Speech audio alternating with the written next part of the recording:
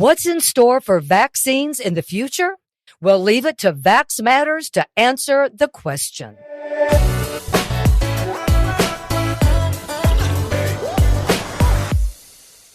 Hello there. Thank you again for joining us today.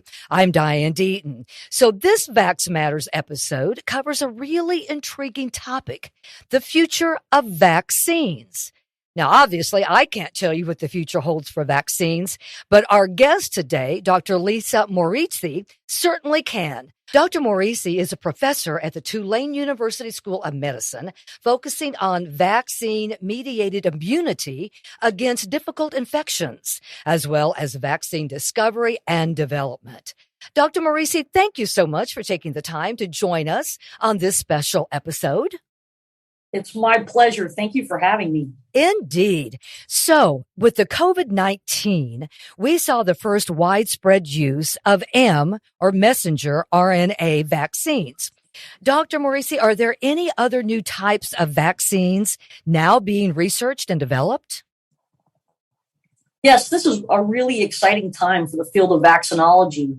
The COVID-19 pandemic was a really great opportunity to show the world the power of the messenger RNA vaccines. But there are certainly other platforms that have been in development as long as the messenger RNA vaccines. It's taken us 30 years to get these vaccines to the point where they were ready for use in the human population.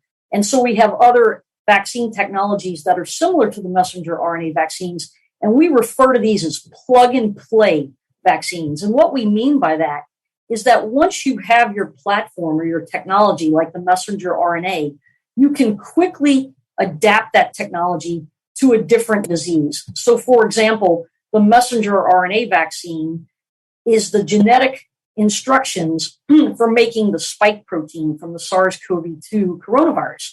And it turns out that targeting the spike protein with our immune system is a great way to protect us from that virus. If another virus were to emerge and we knew which proteins to target on that virus, we can simply take the instructions for that protein and plug it into the messenger RNA technology, and then we would have a vaccine that would hopefully be highly effective against that new virus. There are other technologies out there like the messenger RNA vaccines. We have DNA-based vaccines that are very similar. Those are nucleic acid-based vaccines as well. We have what are known as viral vectored vaccines. Those were the types of vaccines that you saw with the Johnson & Johnson COVID vaccine, as well as the AstraZeneca vaccine. And we also have live recombinant vaccines that we're exploring for use against other diseases. Are there any certain vaccines that are more common? I don't know if that's the right question or not, or maybe more used more. I love what you're talking about, your plug and play. I don't think I've ever heard that terminology before, but could you talk just a little bit more about the DNA vaccines and the live recombinant? I'm not sure if I even repeated that or said that correctly from what you said. I repeated that correctly, but can you go into a little more detail on those if you don't mind?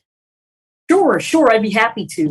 So with the advent of molecular biology and our ability to manipulate genetic material in the laboratories, this really opened up a whole new avenue of research for vaccine design. So typically, if you think about a traditional vaccine, like the flu vaccine, that required us to grow up large amounts of the flu virus, inactivate that virus, and then purify it, put it into vials, and then distribute it for use. And so when individuals would get vaccinated with the flu vaccine, we're actually injecting the inactivated flu virus into your arm. And we know we've used these for decades, and we know these are highly safe vaccines. But the problem with that manufacturing is that we have to anticipate which flu virus is going to circulate each year. And so it's sort of a race between our manufacturing abilities and the virus. We need to grow up the material, make the vaccine before the virus, gets to the United States, and then we have to get that vaccine into the arms of recipients.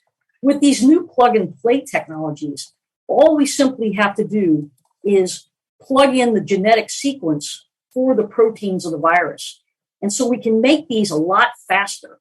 And so I think the mRNA vaccine, for example, really showed us the utility of these plug-and-play vaccines, which again DNA vaccines, messenger RNA vaccines, viral vector vaccines, they all fit into this plug and play group. They really are useful in responding very quickly to a threat. It may be that these technologies don't necessarily work against all infectious diseases, but they've certainly shown their utility in combating viruses that have quickly emerged in the human population and are posing a threat globally. Doctor, a few minutes ago, you were talking about the different phases of the trials of the vaccine, phase 1, phase 2, phase 3. And could you explain a little bit what you're looking at in each of the phases before it's actually introduced to the public? That's fascinating how this is so very, very particular that it has 3 different phases before it reaches the public. Yes, absolutely. I'm happy to talk about clinical trials because I think it's really important that people understand how seriously we take safety, and how seriously we put safety first for any vaccine that might be authorized for use in the human population. And so obviously, clinical trials are done before it's made available to the general public. And so the clinical trials are typically done in phases where you have an early phase known as phase 1, followed by phase 2, and then followed by phase 3. And in phase 1, you enroll typically a few dozen individuals, usually no more than 100. And what you're looking at is safety of the vaccine in the folks that have volunteered to participate in the trial. And you're looking for immunogenicity. And what we mean by immunogenicity is, does the vaccine induce the desired immune response that you think is associated or needed for protection? So, for example, if we use the COVID vaccine clinical trials as an example, in the phase 1 clinical trials, we were first making sure that those messenger RNA vaccines were safe, that they didn't induce any severe side effects in the majority of individuals, or even in a few individuals.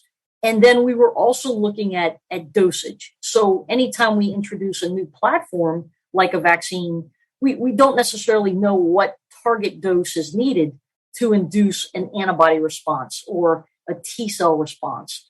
And so in phase 1, this often gives you an opportunity to look at, okay, I'm going to pick 3 different doses, let's say 50, 100, and 200 micrograms, for example, of messenger RNA, and I'm going to study how much each of those induces an antibody response and what the side effects are to each of those doses. And then you can make sure that you're using the least amount of material to cause the least amount of side effects, but that gives you the most important and robust immune response. So it may be that the lowest dose isn't immunogenic enough, but the highest dose could be, the side effects are unacceptable.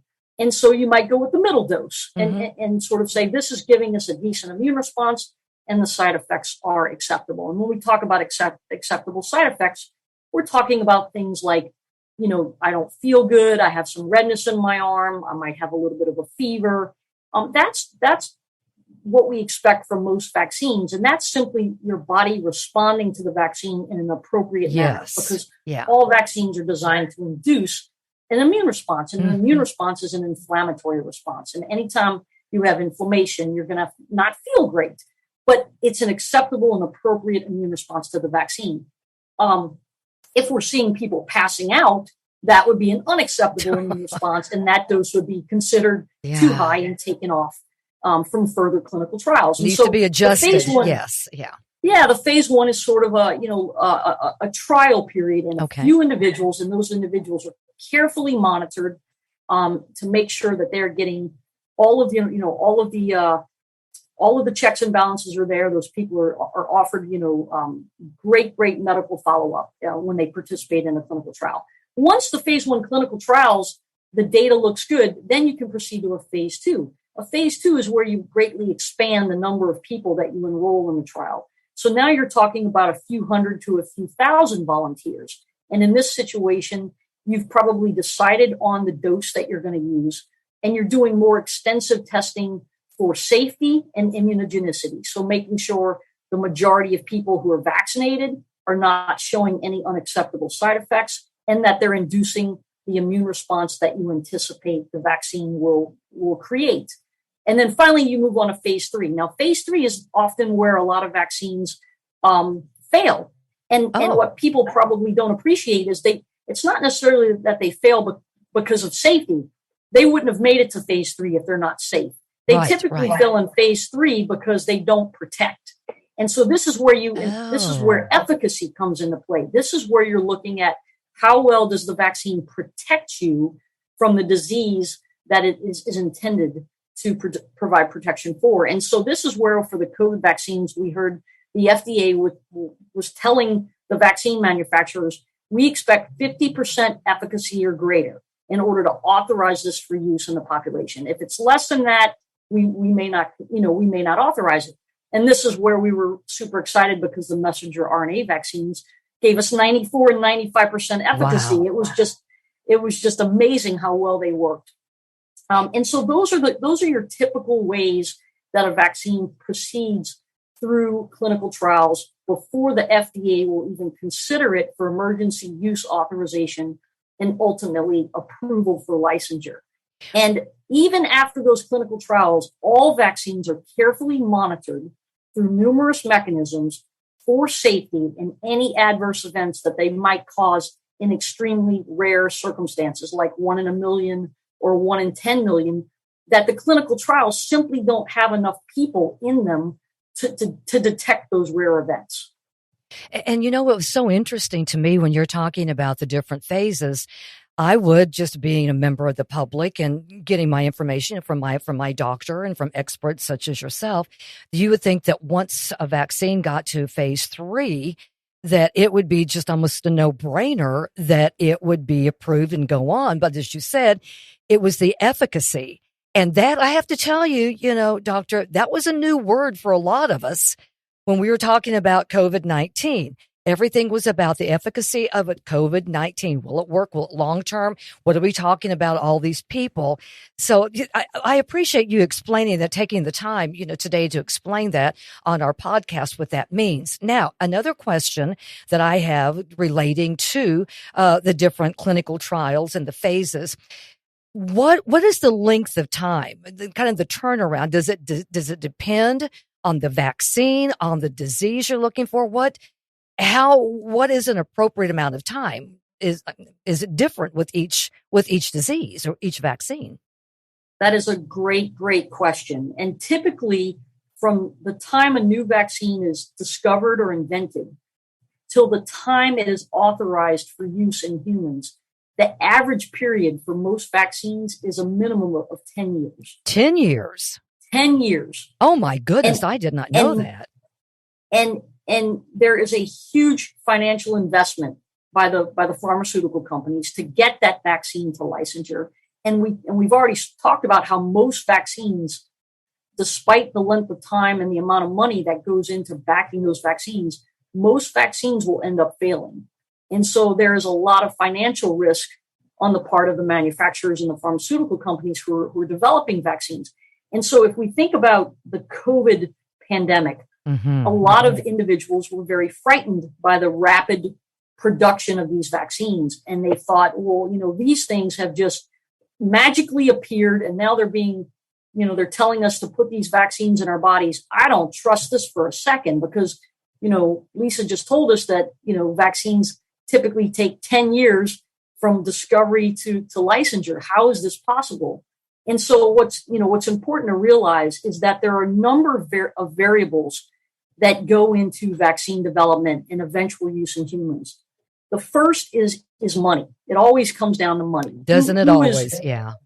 It always does, yeah. Right? So who is backing the financial risk and for the development of this vaccine? And so in a typical scenario, that's the pharmaceutical company. That's whoever owns the rights to the vaccine. They're putting all of that money into that vaccine. And so they're going to do it slowly. They're going to take their time with their phase 1, make sure it works before they even start on phase 2. And they're not, and when you think about each of these phases, like we talked about, as you move through the phases, the number of people enrolled in those phases increases.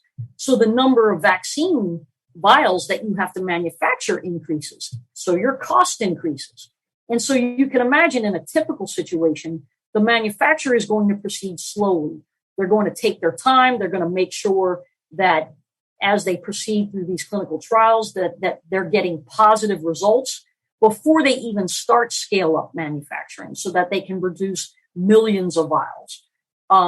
The other thing is that you need volunteers for these clinical trials. So are people willing to enroll in your vaccine clinical trial? For COVID, people were willing. People wanted to help. We were desperate for a vaccine to save lives. And so we had terrific people step up and say, I want to play in this, I want to be a part and play my role. I want to get vaccinated. And so we had volunteers lining up immediately for the clinical trials for the COVID vaccines. That may not necessarily occur as quickly with a vaccine for another disease. And then finally, to assess efficacy in phase 3 clinical trials, you need disease. You need circulating disease to tell you if the vaccine is working. So if you think about COVID, there was a lot of disease circulating around the globe. So we were very quickly able to determine efficacy in phase 3 trials, because the minute people were getting vaccinated, people were either getting infected or not getting infected with the virus. So we knew very quickly that it was working, as opposed to something like Zika. We have, vaccines in clinical trials for Zika virus, but it's very hard to assess vaccine efficacy because Zika basically disappeared. And so we're not seeing Zika cases like we saw with COVID. And so it takes much more time to gather the data in phase 3. And so while the COVID-19 pandemic demonstrated our ability to rapidly and quickly get a vaccine into the public population for protection against a disease, it certainly showed what we're capable of doing. There was also sort of the perfect situation where the financial risk was mitigated by the government. People were willing to line up, for clinical trials, and the case rates of disease were so high that we were able to assess efficacy very fast. And so for all of those reasons, we were able to move the vaccine much, much faster than we would in other scenarios. And the virus was so plentiful. It was everywhere. So with all of those that you were saying, that was pretty much coming together in a short period of time, a perfect storm, so to speak. That's absolutely right. Well, it's interesting too, when you're talking about, vaccines and the developments, and 10 years, but with the COVID, it was much faster. Do you think in the future, maybe, I don't know if it's already happening, or maybe in a perfect world, can we start seeing vaccines being developed faster than in the past? Or is it always going to develop on how plentiful the virus is, or what we're trying to stay healthy from? Yes, I think, the plug and play technologies have certainly shown their utility in rapidly responding to something that might emerge that we're not expecting, or a closely related virus like another coronavirus, or an influenza virus that we've never seen before. And so I think, these technologies, by their nature, are more amenable to going fast, as opposed to having to isolate the virus, grow the virus in large batches. But again, it will come down to, who's going to finance the manufacturing, who's going to conduct the clinical trials, finance the clinical trials. Are we going to get people to volunteer in those clinical trials? And is there enough of the virus or the bacteria circulating in the population that we can very quickly determine efficacy? In some circumstances, that may be the case, and in others, it won't be. But it's certainly, the COVID pandemic shows us that when we put our minds to it and we come together, we can do things, very, very well and very fast. Absolutely. But unfortunately, for other diseases, that hasn't been the case. You mentioned it, you touched on it just a few minutes ago about the possibility of some promising cancer vaccines that we may be seeing in the near future. Could you elaborate on that a little bit more, Doctor? Yeah, sure. I can talk about a few. I primarily focus on vaccines against infectious diseases, but when you think about cancer vaccines, you can think of them in two different categories. So we have preventive vaccines against cancer, and then therapeutic vaccines. So what do we mean by that? Preventive vaccines would be you vaccinate someone to protect them from ever developing cancer. And we actually have vaccines already that do that. So the HPV vaccine, the human papilloma virus vaccine, which we recommend for young adults and basically young adults, that this vaccine is remarkable because it can prevent cervical cancer from developing in individuals. Another example of a preventive vaccine for cancer is the hepatitis B vaccine, because we know hepatitis B virus can ultimately cause liver cancer in individuals. So just simply by getting these vaccines, you can protect yourself from ever developing certain cancers. In terms of therapeutic cancer vaccines, we actually use the vaccine that is utilized globally for the prevention of childhood tuberculosis, which is known as the BCG vaccine. This is a vaccine that is used to treat bladder cancer here in the United States. So really? I hadn't heard of that. Wow. It sure does. Yeah, it has great, what we call immunomodulatory effects. It means it helps promote healing in the bladder, as well as prevention of tumor reoccurrence.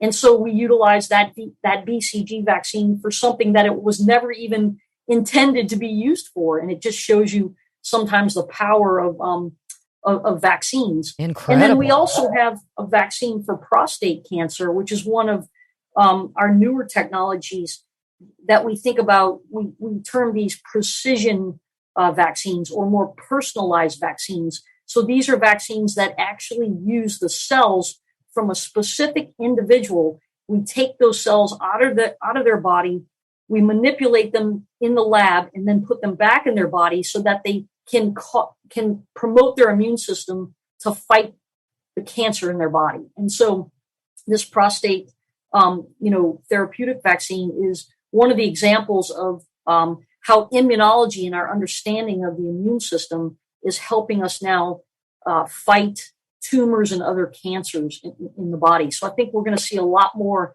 in the future in terms of not only vaccines, but tools like CRISPR gene editing, where we can actually go in and treat diseases either by removing or adding segments of genes that are either causing disease or absent and cause disease.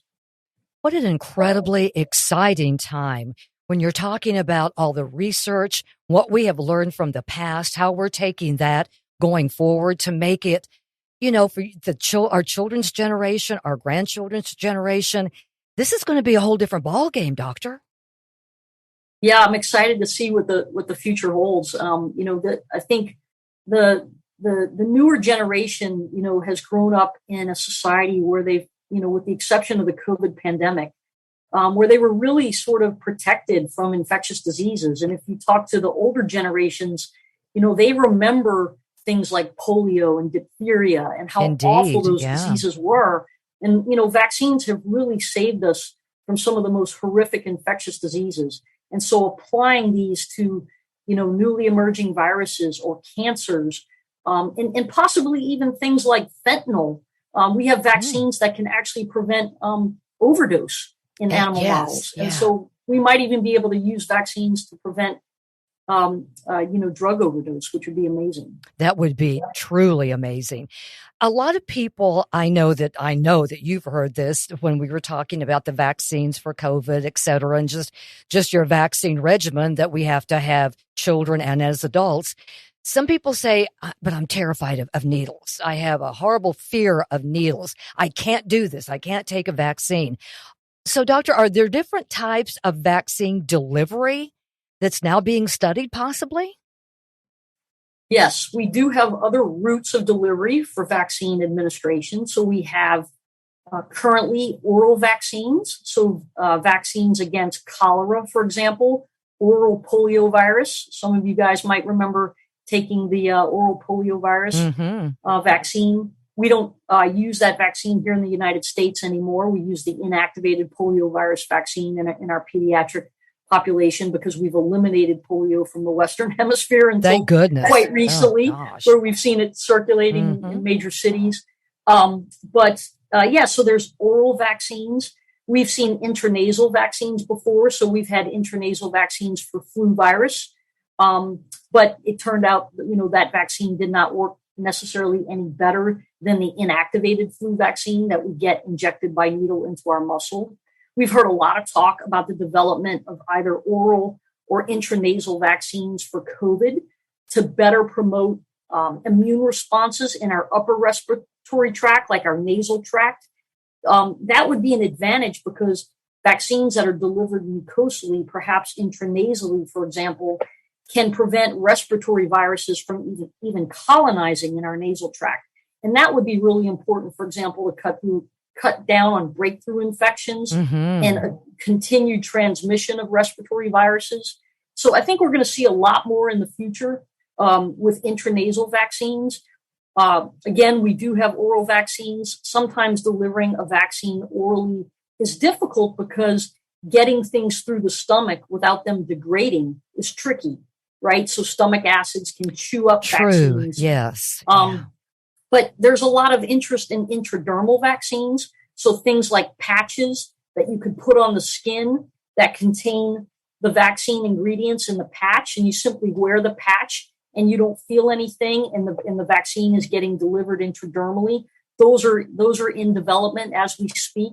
And I think those hold great promise as well. And so for people who don't like needles, or for places in the world where it's difficult to get people, to get syringes and needles out to rural villages, it might be, much more easier to distribute patches and then just pass them out and people can self-apply them. So I think we're going to see a lot. And that leads me perfectly into the next topic or the next question about there are a lot of vaccine preventable diseases. They're rare here in the U.S., but that's not the case, as you just mentioned, overseas and in other countries.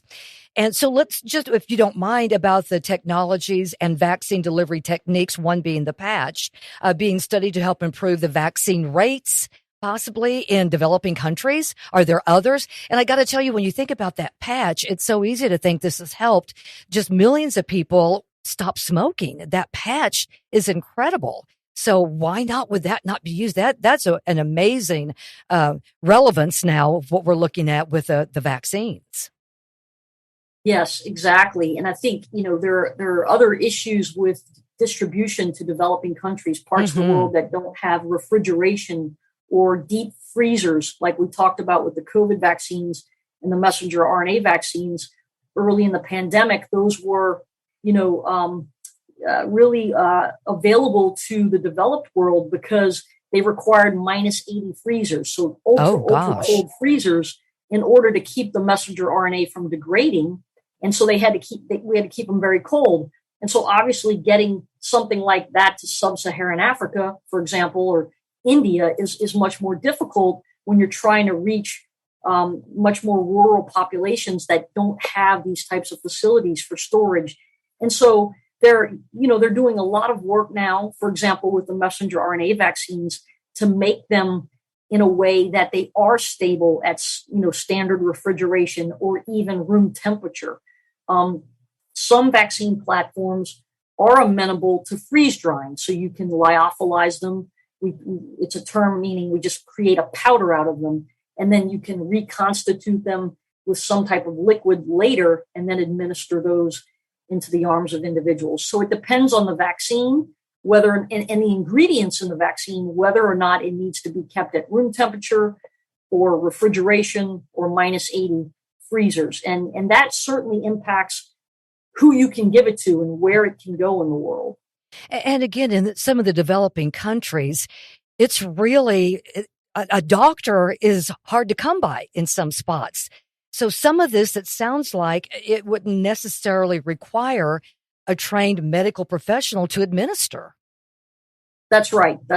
And so, I think certainly, oral vaccines and patch-based vaccines are if we can get those technologies to work against some of the diseases that we still are hoping to eradicate, that would be terrific. So things like tuberculosis and malaria, in those circumstances, oral vaccines probably wouldn't work well.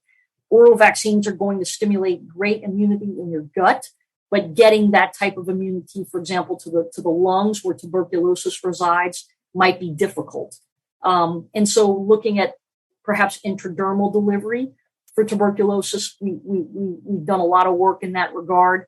And that certainly seems to be a great route for vaccination. And so patches would be amenable to that. Yeah, we're going to see a lot of new technologies, I think, in the future that can overcome some of these barriers. And again, that's fabulous. As we're starting to kind of wrap up or wind down our podcast today, Doctor, the new improved vaccines, are there many that are in clinical trials now? How do you discern what's out there right now in a clinical trial and possibly an estimated time frame that we're going to see some new items come up on the medical scope? Yeah, sure. There are several vaccines in phase 3 clinical trials. Oh, okay. And we talked a little bit about phase 3 being sort of that critical period, and then shortly thereafter, if the results were great, that we could see authorization of the vaccines. And so one of those is a vaccine for Lyme disease. Oh. And so that phase 3 trial is anticipating completion in 2024.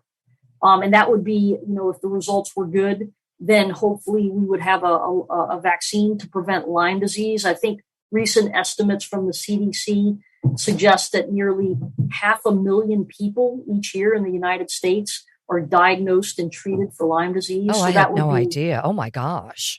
Yeah, we're down here in Louisiana, so we don't see as much Lyme disease, but the Northeast and other parts of the world like Europe, Lyme disease is a real problem. And so a vaccine for Lyme disease may not be offered to everyone or necessarily recommended to everyone, especially if you're in a state with very low cases of Lyme disease, but it would be a welcome vaccine in areas where Lyme disease is endemic, meaning present in high amounts. And that's in 2024. Is that what you said? 2024 would be the estimated completion date for the phase 3. Okay. If it goes as anticipated. So perhaps by 2025, we would have a vaccine if it looked good. There's also a vaccine in clinical trials for RSV, respiratory syncytial virus, which we talked about earlier. That one is also anticipating completion in 2024. It's being tested in adults right now, but that would be something that could reduce, severe disease in many individuals on an annual basis. And, I think if there is a disease out there that there's a need for vaccination, you can bet that in preclinical studies, it's being pursued. And so when we talk about preclinical studies, we're talking about either pharmaceutical companies or academic institutions, like we do here at Tulane. These are studies that we conduct in the laboratory in animal models before they're ever advanced to phase 1 clinical trials in humans. And so things like multi-drug resistant bacterial pathogens. The World Health Organization has classified multi-drug resistance as a significant threat to the human population. In fact, some models predict that by the year 2050, deaths due to multi-drug resistant infections from bacteria will surpass cancer in terms of the deaths that they cause. And so there's a great amount of interest right now in developing vaccines against drug-resistant bacteria like Pseudomonas aeruginosa, Klebsiella pneumonia, and even some of our sexually transmitted diseases like chlamydia and gonorrhea that we're now seeing drug-resistant strains emerge. So imagine having a sexually transmitted disease. You've been infected with chlamydia, and antibiotics are no longer effective at clearing the infection. So we have to invest in vaccines now and other strategies to prevent those diseases. And I am a little curious, living here in South Louisiana as we do. We have mosquitoes down here, sometimes the size of small puppies. I mean, they're gigantic. What about West Nile? Is there any update on the West Nile virus? I have learned to never take anything for granted with viruses. Yeah. And so they are, viruses are very good at adapting to their reservoir and to the human population. And so I don't like to think of viruses as, as completely eliminated unless we have, conducted a massive immunization campaign and declared it, eliminated from the world, like we did with polio, at least from the Western Hemisphere, and smallpox, that we eradicated it from the world. As long as viruses continue to circulate in their reservoir, so birds or rodents, they can always make the jump at some point, through a vector, as you mentioned, whether that's a mosquito, a tick, or some other type of insect vector. They can always make the jump into the human population. And we're still trying to understand when and how they do that, and what are the factors that cause that to happen. Dr. Morici, you have been just incredible, an incredible guest on our podcast today about the future of vaccines. Is there anything that we didn't touch on that you would like to leave our listeners with today? Is there anything at all that you would like to make sure that folks understand? Well, I would just really love to encourage your listeners that anytime a new vaccine is introduced, to please rely on reliable sources like the CDC, the Department of Public Health, your clinician, someone with a scientific or medical background that is relying on, science and data to inform you about the vaccine. There has been so much vaccine hesitancy and misinformation in recent years that is being spread on social media by conspiracy theorists and others, and it's doing great harm to our society. All of these myths that were spread about the COVID-19 vaccine were wrong. They were incorrect. They were not based on fact. And vaccines have really been one of the most powerful public health tools we've had to prevent deaths in the human population. So please put your confidence in vaccines and get your vaccine. Well said. Thank you, Dr. Morici. Very well said. And that's why we have this podcast that goes across all vectors, all people. It's so important that folks know what their options are, how they can help themselves. And they are getting the truth. They're getting the facts from professionals such as yourself. And again, thank you for your time today. We so appreciate all your expertise and all your just incredible knowledge. So what a fabulous episode we had today. Thank you all for taking this journey along with us on Vax Matters.